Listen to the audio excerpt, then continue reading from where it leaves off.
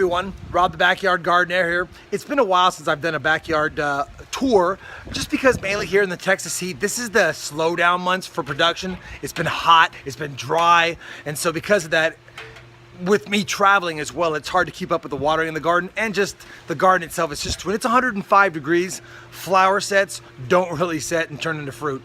We've had a little bit of luck here lately with some better weather, so I figured I'd give you a little quick tour. Not a lot going on as far as harvestable fruit, but we're at that time right about now where the next couple weeks we should start seeing some production again. And I wanted to give you kind of a shot now, since it's been a month since my last update, of what it looks like, so you get a good idea of what happens here in the next couple weeks as well. Let's go take a look. As you come over here, you can see a couple things in action. My eggplant, my patio baby eggplant is coming along. Not gonna get too much bigger than that. Right now it's about 1.5 inches. They get about 2 to 3 inches. I'm gonna give it another few days before I harvest it. Got my other eggplant back there. Was getting eaten alive. I found the baby caterpillars on it.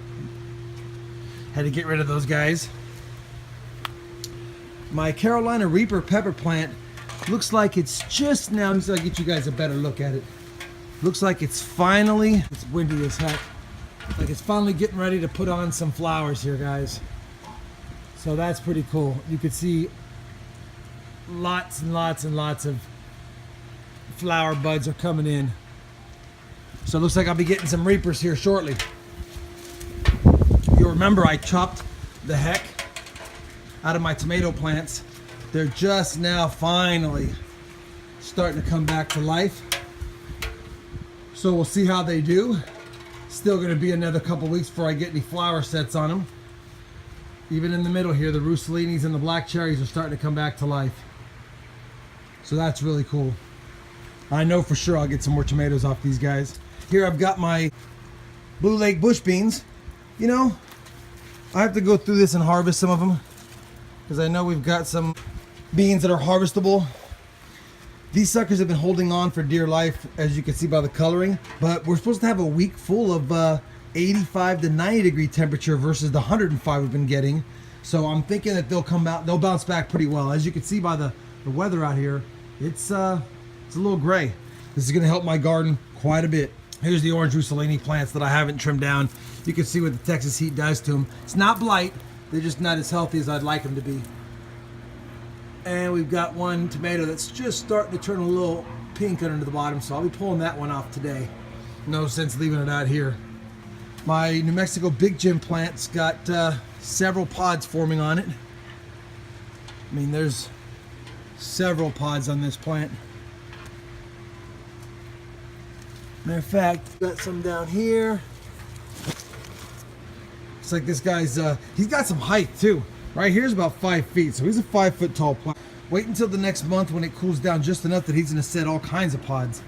The Caribbean blend peppers, I had an aphid problem, guys. I treated it and it turned my leaves white in some spots because, you know, it's like Murphy's Law. It was forecasted to have cloudy skies, so I put the soap and water spray on it. About 20 minutes after I sprayed them down and had them soaked full of soap and water, the sun busted out for about an hour, and I was tempted to hose them back off, but that would have just been a waste, so I left it on, and we just got a little sunburn in some spots, but it's fine. Matter of fact, all my peppers are doing really good, tell you the truth. They're really huge. I mean, 3 to 5 feet plants here. So once they start setting flowers, it's going to be a crazy amount of peppers that I'm going to get on these guys. It's a shame. My sweet corn growing in containers was a bust this year. This soil is terrible. I think it was just bad soil. I mean, these guys were stunted. I mean, look at these things. They're deformed. Some of them didn't even get tassels on them. They sent out little corn stalks before they were ready. I mean, these things have just been pathetic. So, bust. But what do you do? So since the container corn didn't work out, we've now gone to sweet corn 2.0. This is the Jackpot hybrid series sweet corn. You can see it's just starting to come up. I went ahead and mulched heavily over here because of the heat, and this has only been in the ground for about a week, and you can clearly see it's coming up, so that's good. We'll see what it does, guys. I'll keep you updated on this. It's late in the season, but here in Texas, we should get a corn growing type weather all the way through mid-November, almost Thanksgiving time.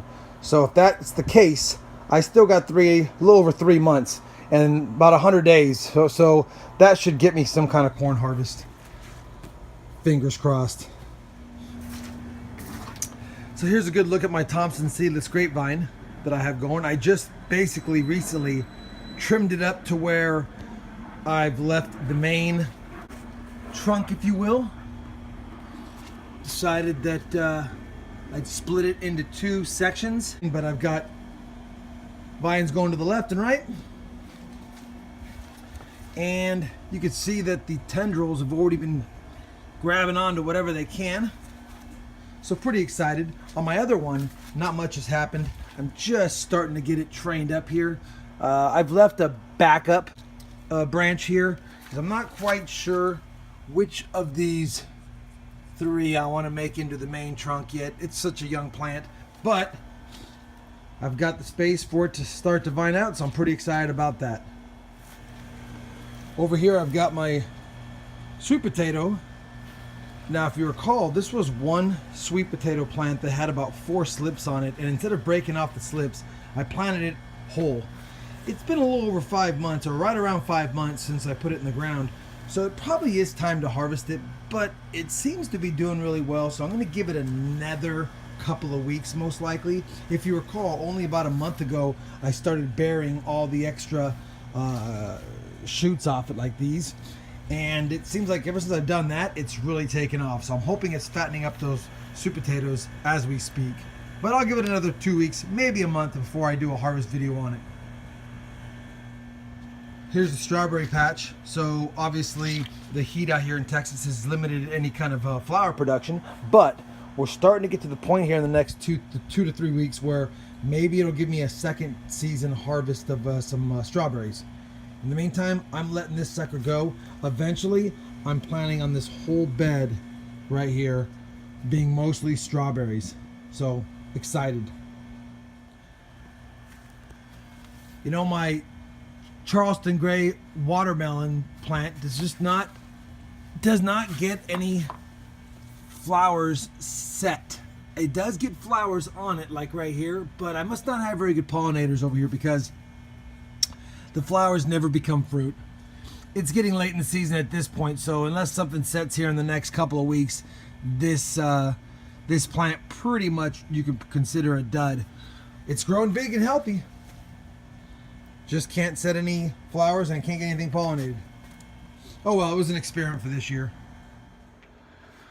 Well, there you got it, everyone. Not exactly lights out type update, but wanted to give you a good look. I didn't show you everything. I have a few more eggplants. I have some kiwi plants that I've transplanted outside. I've got several tomatoes that I've brought out that I had from the propagated cuttings videos that I brought out.